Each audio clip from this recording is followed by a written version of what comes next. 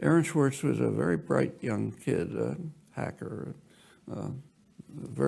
did very interesting work on computers, and he was part of the hacking community, which is in favor of opening up all sources.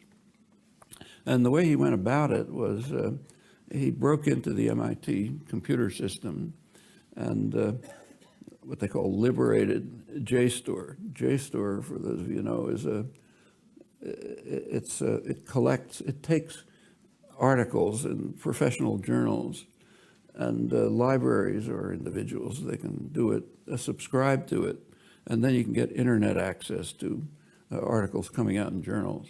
So Aaron, he's a very nice kid. He committed suicide. What happened is he broke into the MIT system. He freed up JSTOR. JSTOR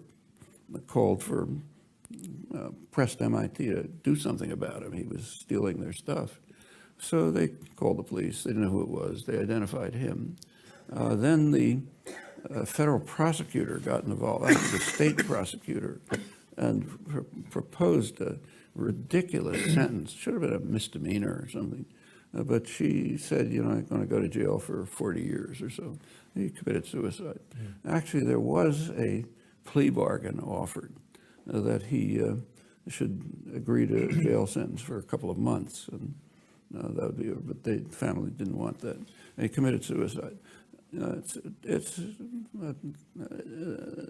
a terrible event. I mean, everyone involved should have pressed the prosecutors not to do anything. However, there's another issue which ought to be thought about, and it has to do with freedom of information.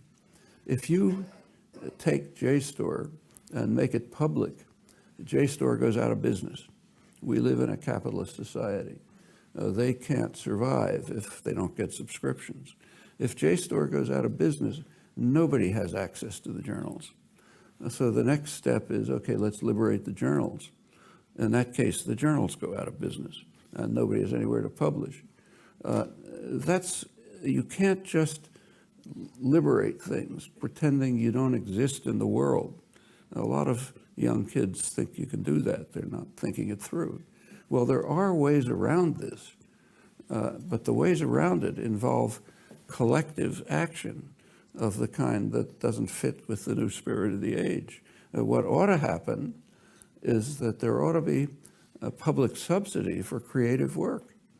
Okay, then there wouldn't be any copyrights, there wouldn't be patents, a huge saving, incredible savings, and everything would be open. But that requires doing something together, and we're not allowed to do that. We have to be out for ourselves, you know.